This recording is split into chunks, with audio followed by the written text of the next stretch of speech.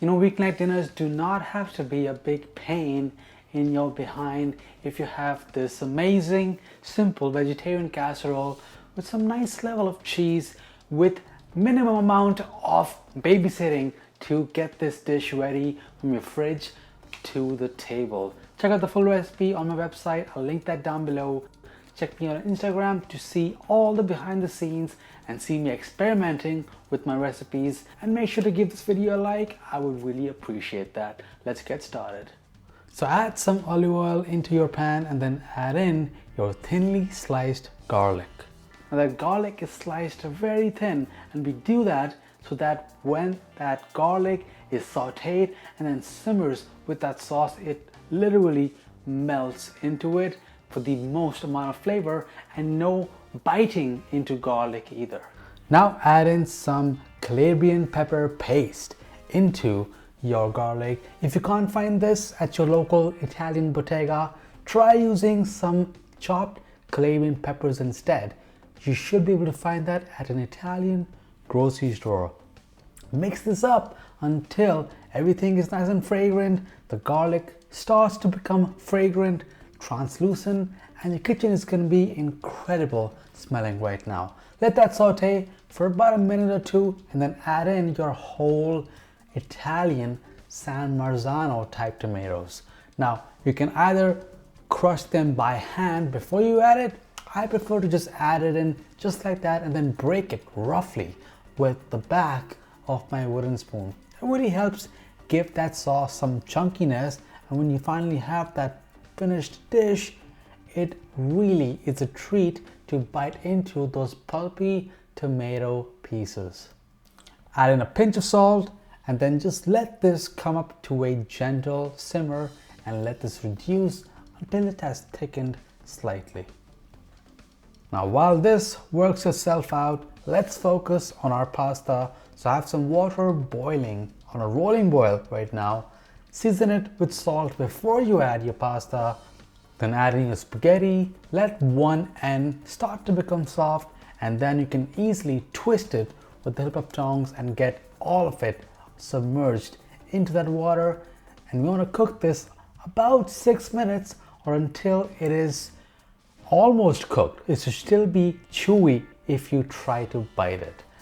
I'm pretty happy with how the sauce is looking right now. You can still see the ends of it are a bit watery, but we need that water when we add in that half-cooked spaghetti, because the spaghetti will finish cooking in that excess moisture that's in our sauce. Now what makes baked spaghetti really special is the fact that we are cooking that spaghetti with the sauce. So instead of regularly spaghetti absorbing the water, becoming nice and al dente, it's actually absorbing all the flavors of that sauce, and it's cooking in that sauce. So the amount of flavor is just amazing, and you would also get bits of crispy spaghetti along with cheesiness, which is all baked into one nice concoction, which just gives it an extra flair. And while your taste buds may want to stop right now and just enjoy this right away, resist it and transfer all of this into your casserole. Make sure you've mixed the spaghetti with the sauce really well. Have a nice even layer of pasta, and then start dropping in some bocconcinis, which is mini mozzarella, and some sliced grape tomatoes as well.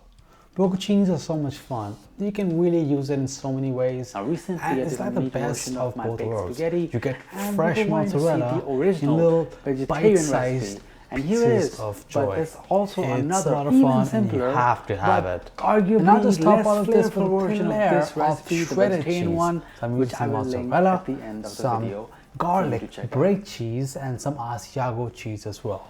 But you can flip and flop these cheeses to make your own perfect blend.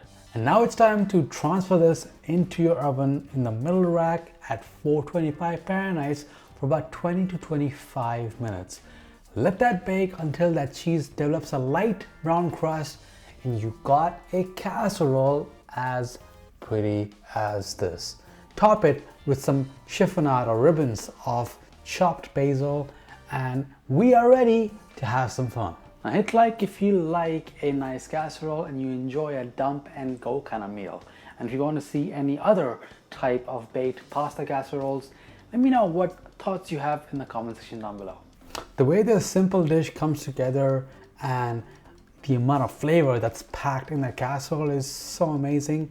And that's the power of using some really good quality, simple ingredients to really make a great dish. And that's the magic on this channel. So if you guys live to cook, then be sure to hit that subscribe button.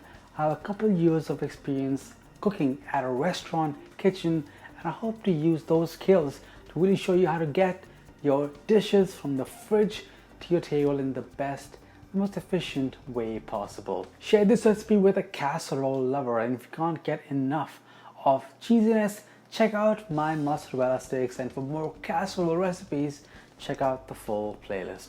Bye guys.